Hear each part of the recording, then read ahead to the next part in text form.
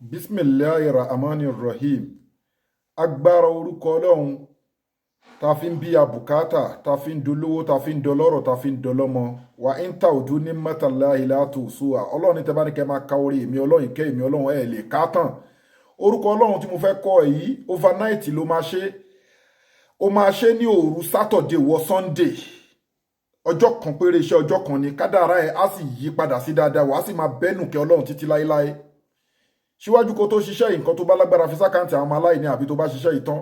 account number ní fáwọn ọmọ aláìní 0123214254 account number fáwọn aláìní 0123214254 Global Dahiratu Dhikrlahi Islamic Organization Wema Bank of Nigeria gbogbo ẹ̀yin tẹ́ ń fi Hajj àti Umurah tẹ́ fi ń ṣe sàárà ẹgbẹgbẹ Global Dahiratu Dhikrlahi small but mighty àdúrà ló ń gba agbára kọ́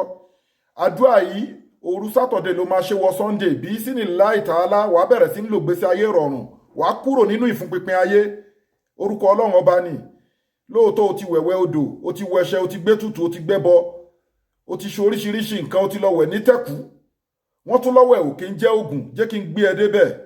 tó bá kó 900% ẹ̀ dájọ́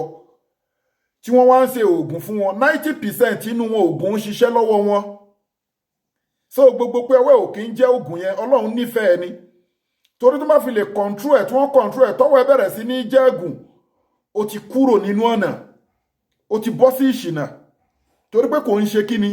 àwọn àlìjọ̀nú àwọn ẹ̀mí òkùnkùn ní ọwọ́ wọn ló ti ń béèrè nǹkan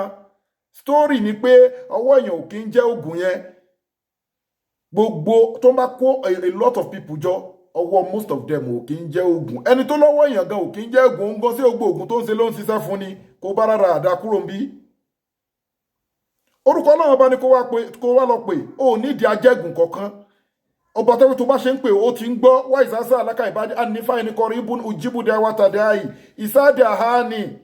fọlẹ́yẹsẹ̀ jíbúlì wàlíyúmínú bí lọ́láhùn yarshudun wa aziru kòlákùn àwíjẹ́ àrùbí iná alimu bisati sudur Ọlọ́run ọba yẹn ni kó pè ó nídìí ajẹ́gùn má jẹ́ kí wọ́n fi wàhálà pa irọ́ ni.